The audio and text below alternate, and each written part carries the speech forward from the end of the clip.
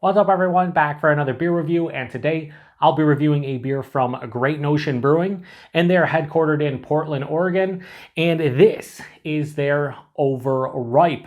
So they're calling this one a Hazy IPA with Mangosteen flavor. It comes in at 7% alcohol by volume. No IBUs listed. Time of review.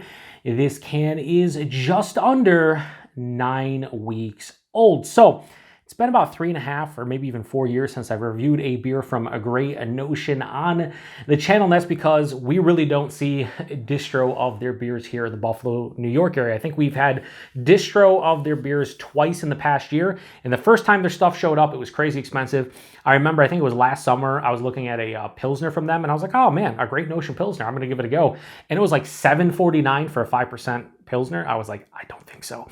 So we got another drop of their stuff here a couple weeks ago, and I picked up 2 beers from them. I picked up this, and I picked up their Ruby Jammin', which is a sour ale. The only disappointing thing about these beers is still pretty pricey. I paid $6.99 for this can, but also the freshness. These showed up like 6.5, 7 weeks old, fresh and new.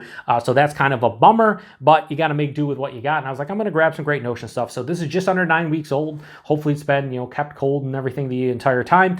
I also want to mention that Mangosteen, I've had one beer, or I've reviewed one beer on the channel with Mangosteen in it. Very interesting. I've had a couple other beers in my life with Mangosteen. It's a very interesting fruit. So I don't know what to expect from this one. It says Mangosteen flavor and not actual mangosteen.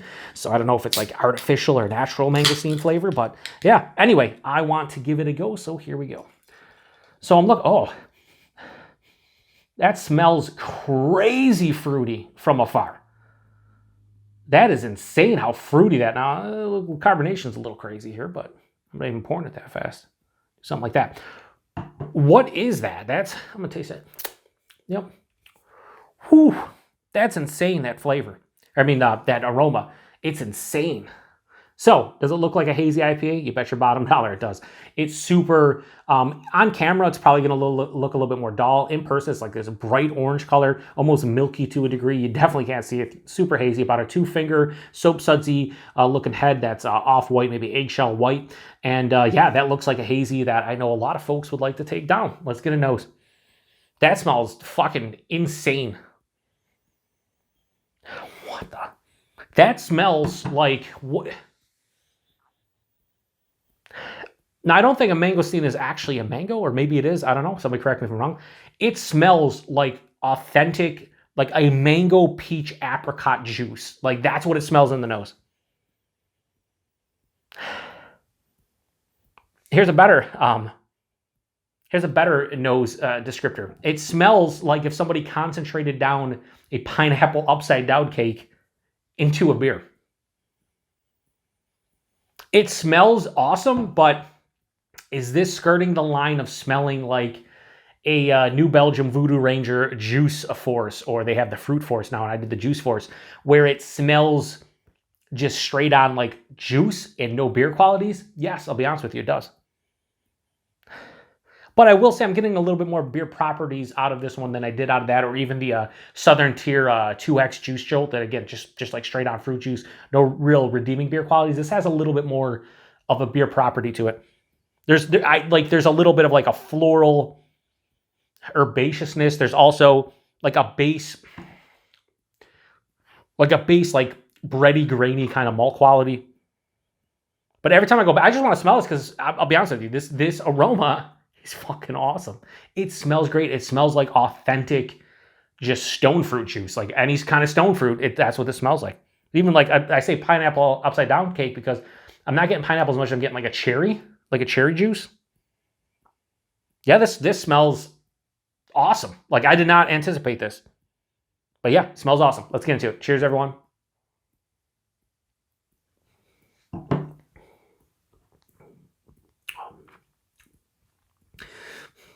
I will say I appreciate the taste that the straight on fruit quality doesn't taste as natural as it did in the nose, but it's definitely there to some degree. Let's go body mouthfeel. This one's like medium body, 7%, it's fine. The mouthfeel, I was expecting this to be a little bit more like smooth and creamy, just based on the look of it. But it's actually more effervescent and kind of like spritzy on the palate than I anticipated. It doesn't make it a bad thing, but when I see Hazy IPA, you know, put it this way, if I see Hazy IPA or I see New England IPA, whether it's a single, double, or triple, in the back of my mind, I'm always thinking other half, Treehouse, Fidens, Hop Butcher, those breweries, the ones that have upper echelon mouthfeels. And it's hard, I know, probably unfair too, to compare it to a lot of those, but I always do. And this mouthfeel is not there, but it's still not bad. And again, it's mild to moderately carbonated, maybe more approaching moderate, but it is smooth and creamy on the palate, just not to the level of the aforementioned breweries. The taste, right at the forefront, I do get like a bready, crackery malt sensation that dives underneath the palate, so I can taste like the malt, almost like a vanilla malt kind of sweetness as well. But after that, this is just like straight on fruit juice.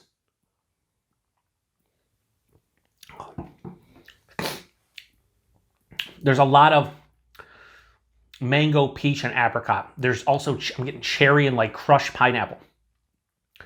That all hits me at the front of the palate. As it continues through, the tropical fruit character probably peaks, or the stone fruit character, just the whole like fruit punch kind of feel, peaks about halfway through the palate. Then it starts going down.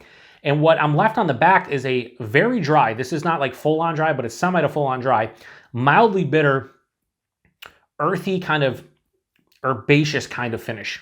Maybe even like a grassy.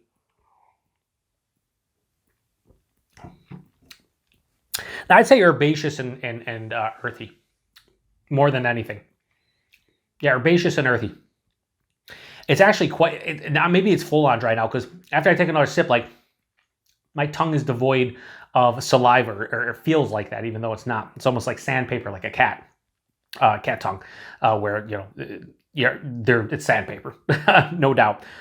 This is really good, but again, this is to me very akin to those aforementioned New Belgium and Southern Tier beers, where they have, this says mangosteen flavor, those said like natural flavors, where the natural flavors are just straight on juice flavors, which isn't bad. I don't dislike that, but I do think that I'd want a little bit more beer properties from this one. I feel like that flavor kind of hides a lot of the beer properties. Outside of that maltiness at the beginning and maybe the finish with that herbaceous earthiness, I guess the best way to explain this one is that fruit character, I'd rather just feel like it's coming from the hops as opposed to that mangosteen flavor. That's at least my personal preference. It's still really fucking good though.